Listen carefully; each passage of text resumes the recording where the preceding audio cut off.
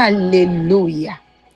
Cette semaine, je crois que ta situation changera comme dans un rêve.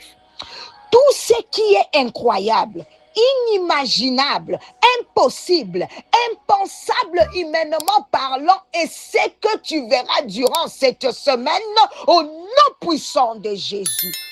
Oh, crois que le Seigneur fera quelque chose de grand dans ta vie. Et attends-toi à cela sans douter. Au nom puissant de Jésus.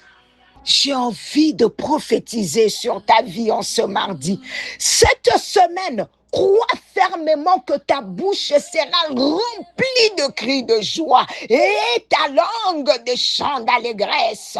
Oh my God, à cause de la miséricorde, tu ne vas pas gémir. À cause de la miséricorde, tu ne vas pas te lamenter. À cause de la miséricorde, tu ne seras pas en deuil. Plutôt, tu te réjouiras, tu seras dans l'allégresse, chanteras à cause de toutes les bonnes choses que Dieu accomplira pour toi au nom puissant de Jésus.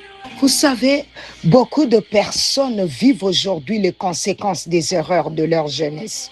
D'autres portent encore le poids des fautes commises avant leur rencontre avec Christ.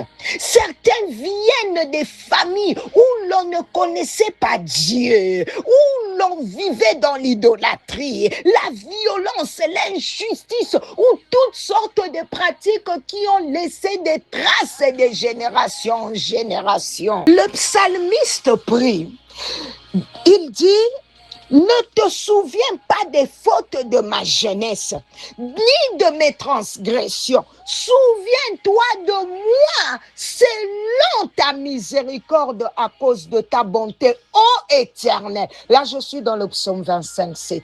Voilà le langage de celui qui comprend la puissance de la miséricorde. Il ne dit pas, Seigneur, récompense-moi parce que je suis parfait. Il dit, souviens-toi de moi selon ta miséricorde. Il y a une différence, bien-aimé, entre les péchés et la transgression. Le péché peut être commis dans l'ignorance ou par faiblesse. La transgression, elle, consiste à franchir volontairement une limite que Dieu a établie. Nous avons tous, à un moment ou à un autre, désobéi à Dieu.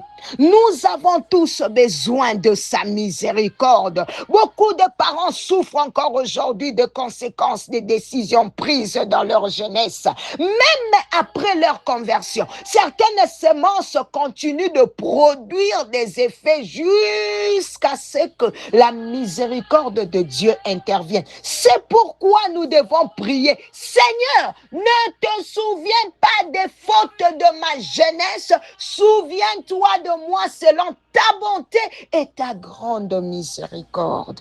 Alléluia. Il y a des personnes qui regardent leur vie et se demandent pourquoi Dieu continue à les bénir. La réponse est simple, la miséricorde. Tu peux rencontrer une femme peu instruite, veuve, depuis plusieurs années, sans grand moyen, et pourtant voir Dieu ouvrir des portes extraordinaires devant elle. Quel est son secret? Ce n'est pas son intelligence, ce n'est pas son influence, ce n'est pas sa force, ce n'est que la miséricorde de Dieu. Pendant que d'autres comptent sur leur diplôme, leur relation ou leur capacité, elle a appris à invoquer la miséricorde du Seigneur. Bien-aimé, attention avec la miséricorde. La miséricorde fait ce que les capacités humaines ne peuvent jamais produire. Le jour où le Saint-Esprit te fera grâce de comprendre la grandeur, le rôle, l'importance de la miséricorde dans ta vie, même ta manière de prier va changer.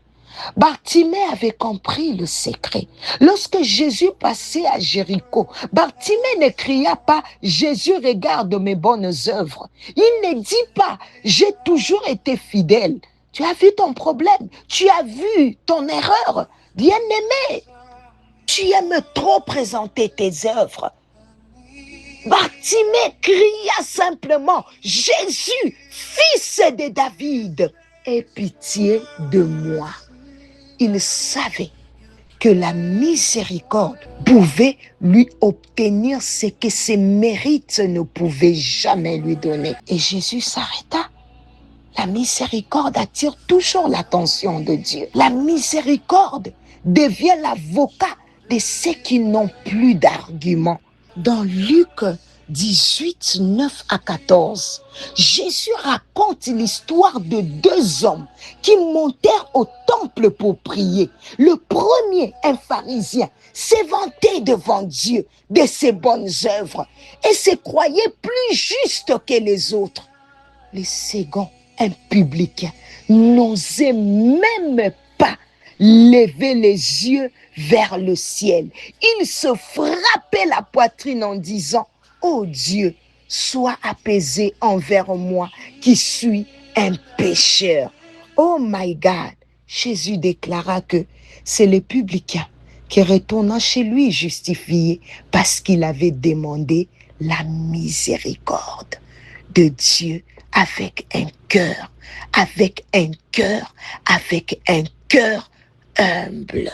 Beaucoup d'entre nous viennent des familles où des injustices ont été commises. Des parents ont blessé des personnes, d'autres ont fermé des portes à leurs prochains. Certaines familles portent encore aujourd'hui le poids de ces injustices. Mais lorsque la miséricorde intervient, elle devient notre avocate. Elle plaide notre cause devant Dieu.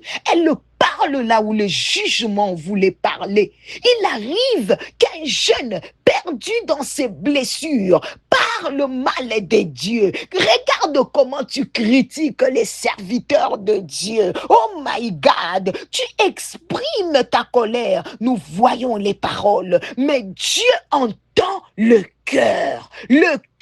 Pendant que sa bouche dit des choses dures, son cœur crie peut-être, Seigneur, aide-moi, je suis perdu, j'ai besoin de toi. Oh, j'entends un cri ce matin, un cri du cœur ce matin, monter à Dieu, monter vers le Seigneur. La compassion de Dieu, c'est faire la différence entre une bouche blessée et un cœur qui cherche encore son Créateur. C'est pourquoi Dieu répond parfois à des personnes dont les paroles semblent mauvaises. Il répond aux cris profonds de leur cœur. La Bible dit, éprouve-moi, ô Dieu, et connais mon cœur. Dieu n'écoute pas seulement ce que dit notre bouche, il écoute aussi ce que notre cœur exprime.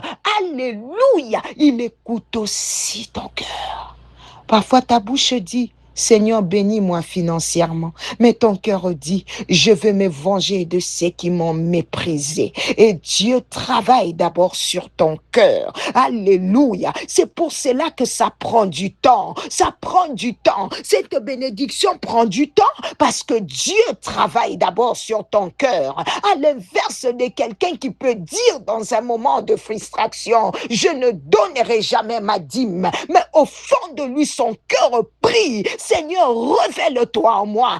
Aide-moi à te faire confiance. Dieu entend cette prière cachée. Le lieu secret est l'endroit où nous trouvons le repos, la consolation et la paix. Dans ce monde, chacun a le potentiel de nous décevoir. Un ami, un pasteur, un membre de la famille, une collègue. Nous sommes tous humains, mais il existe un lieu où Dieu ne déçoit jamais. Sa présence, c'est lui qui apprend à demeurer dans la présence de Dieu. Trouve un refuge que personne ne peut lui enlever. Bien-aimé, demeure dans la présence de Dieu et déverse ton cœur devant lui. Quelque chose va se passer aujourd'hui à cause de sa miséricorde.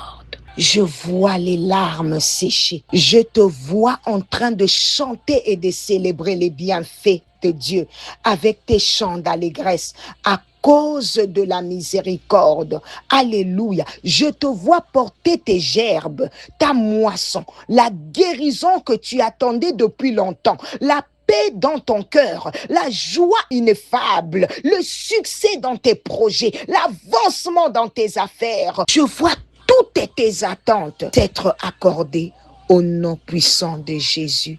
Tu ne vas plus pleurer.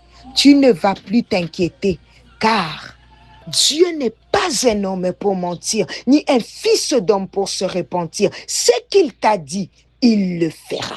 Il le fera. Il est celui qui ordonne et la chose existe. Oh, que le nom de Jésus soit béni à jamais et à perpétuité. Au nom de Jésus. C'était bien, Maman Nathalie Lokola. À demain par la grâce de Dieu.